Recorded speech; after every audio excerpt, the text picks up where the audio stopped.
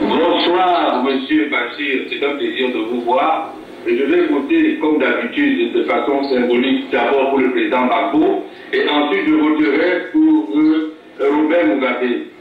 Et je vous ai dit bonsoir aux indépendantistes africains et bonsoir aux utilisateurs du Front des colonies françaises d'Afrique, monnaie qui permet de maintenir mon peuple et ses pseudo-dirigeants en esclavage.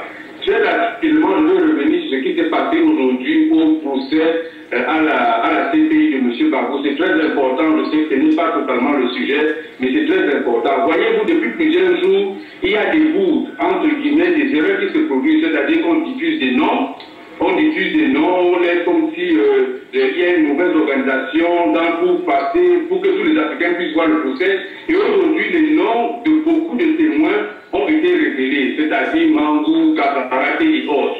Le but recherché, à mon avis, c'est de dire, écoutez, ce procès va se dérouler à huis clos parce que ça met en danger beaucoup d'hommes en Côte d'Ivoire. Et connaissant les dirigeants génocidaires occidentaux, ils pourraient même faire assassiner une ou deux personnes de ce groupe de personnes citées et faire porter le chapeau aux indépendantistes africains ou à notre leader actuel qui est M. Laurent Gbagbo. Donc, je dis cela pour faire que leur stratégie échoue, pour qu'ils sachent que nous sommes informés, nous ne sommes pas dupes de ces boudes. Pourtant, le procès disait 30 minutes après le début du procès.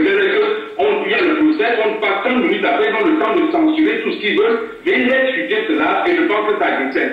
Donc la semaine prochaine, on dira surtout que ce qui devait être diffusé aujourd'hui, c'est des éléments qui montrent par exemple le golf où M.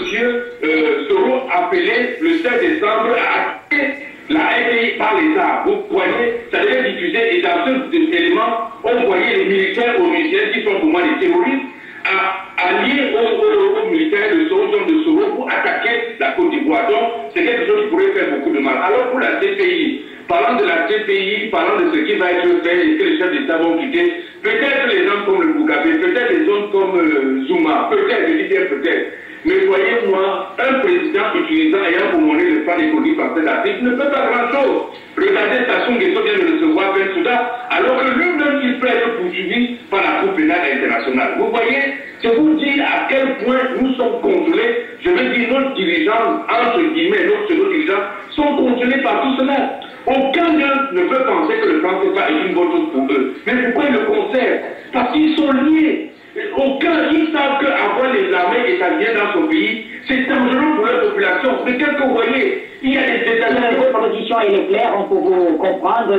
Et donc, vous, en tout cas, vous espérez que les chefs d'État vont aller au bout de ce qu'ils sont en train de nous dire aujourd'hui. On va prendre un autre appel. Bonsoir, messieurs, bonsoir, madame. Vous nous appelez d'où et vous votez, vous contribuez.